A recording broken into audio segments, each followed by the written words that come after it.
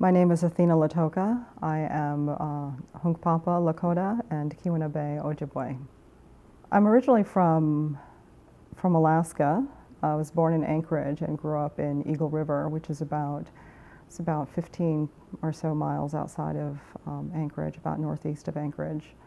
And currently I divide my time between Peekskill and New York City, Peekskill, New York, and New York City. I'm currently in Fargo, North Dakota, and I am working on a large-scale ink wash for the Plains Art Museum. Well, the residency is a month-long residency, and I'm in the last week of it. Got set up, we found a location for me to work. I work on the floor, so the process can be very wet, working with a lot of large ink pools. So it took about a little over a week to fully prep the space so that I could begin working. And during that time, I went out and started researching and surveying the local area. You know, I thought I had a very good idea of where perhaps I wanted to go, thinking about where I'll be out here on, in the northern prairie, the grasslands, the great plains, right? We have particular ideas about what that means or what we've learned it to be. But when we go out there and experience it, it might be a little bit different. How is it different? Is it the texture? What is the atmosphere like? What does the wind feel like? Do you incorporate those various elements into the work? For the most part, I typically look at state parks or national parks because of their that's part of their mission, preservation of these areas. And I also look at areas where humans are involved in moving Earth or reclaiming Earth. Having that direct immersion experience is important to what I do, and to try to get a feel for those spaces, to capture, an impression or an idea of what these experiences are like and bring that back into the studio. But then when they're back in the studio, it becomes something else too. And sometimes I have no control over that either. It's not that I want to have a control over it. I want it to make itself, and we might have a particular idea like, why is it not looking like that? Why is it, but learning to quiet that and let the work come forward. Okay, you have these areas of preservation, and you have these areas of, do we say destruction? Do we, where there's been, where here the earth is being preserved, and here it's traumatized, right? If you can say that, here it's being, transformed. In one way, there's nature transforms itself, and then humans go in and transform nature. By looking at spaces like that, it inspires my own work and how I move through and navigate the spaces that I'm creating. What's interesting about the work is a lot of times I don't go into it with preset conditions or expectations other than size, if it's for a particular place.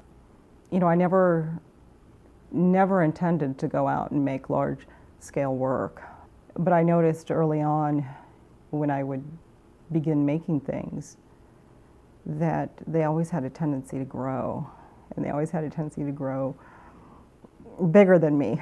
And it got to the point where I stopped trying to limit those ideas of trying to control the image. So the image started becoming bigger and bigger. The ink washes that I do now will be scaled up to about 10 by 40 feet. That's about the average scale. The piece that I'm working on right now, this is a little shorter than I normally do. It's 9 feet 7 inches high, and it will have a running length of about a little over 47 feet. The actual amount of time that it takes to make the work varies, and it can vary to depending on scale. So for something of this scale, it could take a month, it could take 4 months. It really depends on the processing of the ideas and the various media that I might be working with. When does a work come to life? You know, does it come to life as soon as it comes out of you, you know, and it's there on the page or there on the canvas, and is that life, you know? Or is it putting it out and then moving it around and working with it, and then it starts to transform and become something different than what your original intent is or what you originally thought it might be? It's not like I had this idea to just do this one day. It just evolved like that, where it started becoming more and more textured, more and more imbued, I guess, with a sense of life and history. It's developing its own self in many ways. You know, to get to that stage where I feel the work is just starting to wake up, sometimes it can be a week, sometimes 2 weeks, sometimes 3 weeks. Hopefully not too late. But sometimes it takes its own time. And a lot of it has to do with perhaps how comfortable I am in the space, or how rooted, or how, you know, what the conditions are that allow for the making of the work. You know, all these things have an effect. And a lot of it essentially comes down to how much time are you giving it? You know, are you with it every day and giving it, you know, as much time every day and being as present as you can for the work? Some of my favorite tools are to paint and draw with are found steel radial tire shred.